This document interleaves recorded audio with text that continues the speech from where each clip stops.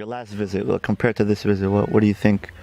I would say the landscape. When I was, Last time you stayed in Tel Aviv, and this time you stayed more in the Golan. yeah, to go on, and I feel like this place, like your wife said, it's like the United States of Israel, and it's a little bit more Western, up here.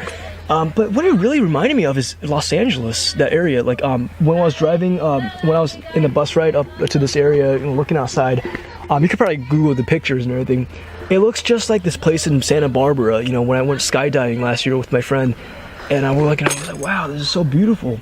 And I don't know, you don't see that for some reason. Like when you look at the pictures, it doesn't really do it justice for some reason. I'm not sure it's about the feel or being here. At first I thought it was the altitude, it's like being very low, but now we're very high, we're in the mountains. But I still get that sense of like stillness, quietness.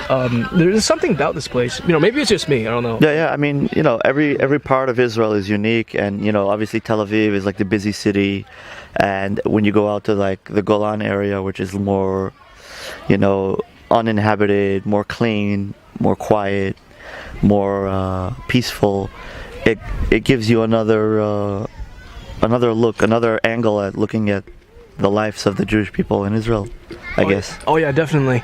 I guess this time I got the chance to look at the Sephardic Jewish synagogue, and I went there, and how it has some like Islamic influence, with the architecture, the layout, and everything, and the music has a little bit different tone. Like the Sephardic music, right? When they prayer. When the way they pray, I guess. Yeah, like in the Chabad, when we sing songs with the minor melodies, like Shalom Aleichem, Aleichem. But this one is a little bit more like almost like Arabic sounding. It's like yeah. So the Sephardic, you could definitely tell from the prayer how they, you can see that they were hanging out in Morocco for quite a while, or wherever they were, Algeria. Right, yeah. You can feel it in the prayer service. Yeah, definitely. And also one thing I noticed about this place is that it's not as hot as I thought it was going to be. Like everybody's like, oh, Israel is very, very hot, especially in the summer. Don't go in the summer, it's very hot. I'm like, well, this is like kind of the same as Los Angeles in terms of weather. Like it's very dry. It looks very sunny, but like you're holding out your hand, and it feels pretty cool, especially with the breeze coming on. Maybe a little bit hotter than Los Angeles right now, but I know Los Angeles gets pretty hot sometimes as well, so it's very similar. So you're saying not enough to scare visitors away? No, it really shouldn't. It really shouldn't. Okay. Texas is a lot hotter, I think. Texas is a lot hotter. Arizona definitely a lot hotter, I would say. What about the humidity? You feel the humidity? No, I don't feel the humidity. That's the thing. Like there's certain places like in the south, like at Texas, like Arizona, where you go out, it's like, you're like feel like you're in an oven. But this is like. So okay, you hold your hand in the sun. Okay, I feel the heat, but once you're in the cool shade, it's like it feels pretty nice. Uh-huh. That's why I guess you guys are able to wear the long sleeves and everything. Yeah. I was in the airport. And I was seeing these Orthodox Jews. I was like, oh wow, I thought Israel was very hot. How are they going to wear that? In Israel? And I come here, I was like, oh, it's not that hot. I know I'm wearing a sleeveless shirt just because I like to keep cool and and you're cool generally. Yeah. I like to think that and show off my muscles a little bit. No, I'm kidding. It's Krav Maga techniques. Krav Maga. I learned a new phrase. Ani Krav Maga tov, lecha Krav Maga lo tov. Ivrit lo tov. Ani Ivrit lo tov. Yeah, my Hebrew is terrible. So remember we spoke last time a little bit about the Temple Mount, and like what I wanted to. We spoke about this over Shabbos.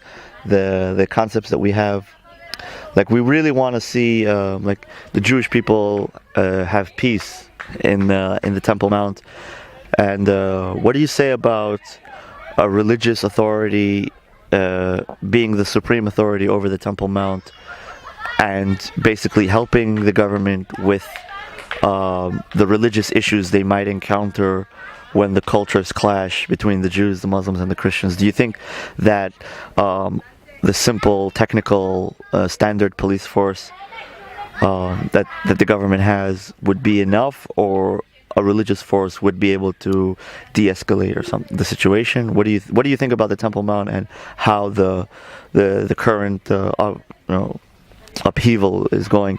How do you think we could de-escalate? What do you think about it? Well, I think going with the philosophy of pluralism, your finger, everybody's different. Everybody chips in something in this world. And, I think the same, I like to believe that the same is true of religions. Every religion brings something to the table. The Muslims, they bring the idea of some, not submission, but like letting go and, let a higher power take over everything. The Jews bring in the idea of like, it's okay to challenge God sometimes, like Moses, like, hey, Moses, you told me like, they say that Moses threatened God to the point. It was like, okay, God, if you kill these people, that's not right. You have to, do this. Otherwise, we're going to be very pissed, as your chosen people. And the Christians, bring in a different picture, the Buddhists and everything. I guess the only thing that the religions, the Judaism, the monotheistic religions really deals with is the idea of, to me, it's like the idea of being against oppression, against things that are just wrong, things. Yeah, like we say, I like it says in the Bible, I am your God who took you out of Egypt, took you out of oppression, freed the slaves. So it's like the God of freeing the slaves, the God of freedom, the God of redemption. Right. Yeah. And my understanding of like people could correct me, but the word the Genesis, when they say, God said, let's create everything. The word for God is Elohim.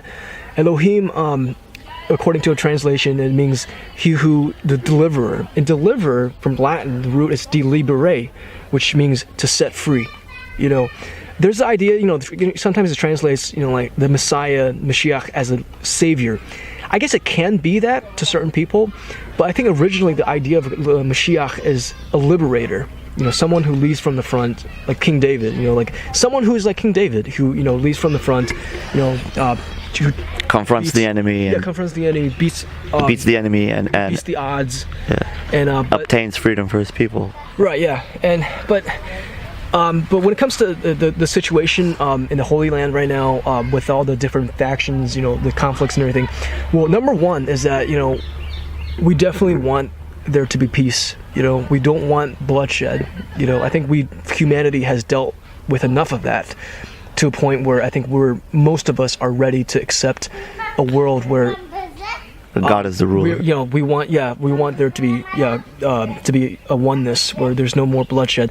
And we talked a little bit about the Tower of Babel, where before the flood, you don't have to believe it. For those people who don't believe in God or whatever, let's just say according to legend, they say that according to the legends and lores of the ancients, they say that before the Great Flood, that a lot of people say there happened to be a Great Flood. People were very violent. They were killing each other. Nations were killing each other. A lot of wars and stuff like that. And Noah was this one guy.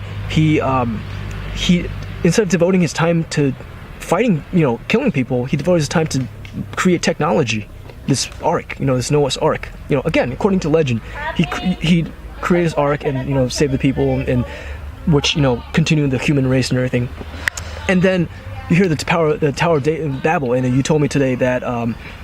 The Tower of Babel is where a bunch of people, where they finally got together. They're unified, but they're throwing spears, at the tower, according to legend, at God. It could be, figurative. It could be maybe, these people are still mad at nature, God, or something, but they're unified. So God, instead of killing them all, they separate them, everything, and then send them to all corners of the world, and he mixed their tongues up.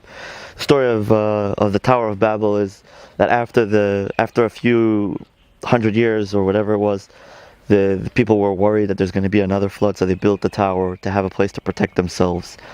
And that in itself sort of was like a ready straying from God's way, because if God wants to punish you, he will punish you. And also God promised Noah that he won't make another flood.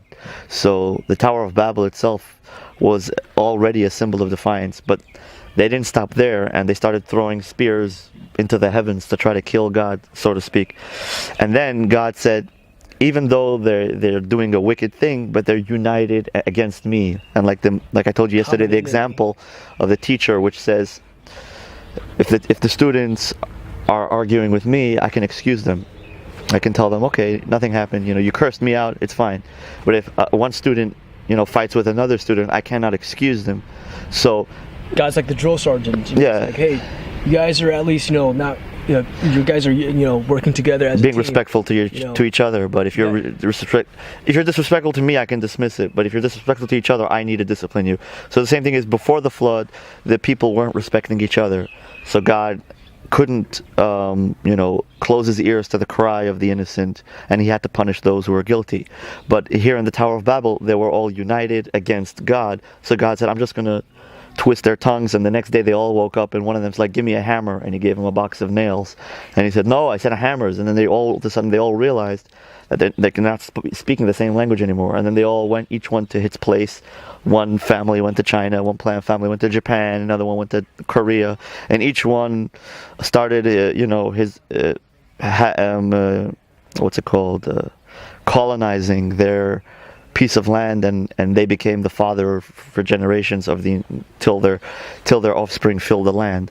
So in other words, they had unity, so God dispersed their unity. God took their unity away, but he didn't kill them, because at least they were respectful to each other. Obviously, we're now thousands of years after this whole episode, and we're hopefully all coming together and in a common goal, in a common way, for a common purpose. And this time we're not coming together to battle God. Rather, we're coming together to hear. We're making peace. Yeah, we're making peace with God, and we're trying to take the good laws of the Bible that also actually make sense, like do not kill, do not steal, and so on, and try to implement them to the best of our ability. I killed this ant when I was wiping off my arm. I feel kind of bad. That ant's in heaven now, though. He didn't pay rent, and he was there for more than 3 seconds. Yeah, but he is resting with all the ants in the heavenly court. Damn it! Well, at least uncivilized. They have no. But I mean, killing in self-defense, I guess, is a different story. Yeah, I mean. I believe. Okay, but the ant was attacking him, and we were killing him in self-defense. Yeah, I mean, I felt kind of bad. I was trying to flick it off, but whatever. But hopefully, it didn't receive a lot of pain or something. I mean, the Germans are very into animal rights. They're not so good at human rights. I'm sure they are. Yeah. Not the Germans like per se as today, but like in the time of the Holocaust, they were very pro animal rights, but the human rights they never got around to it. So.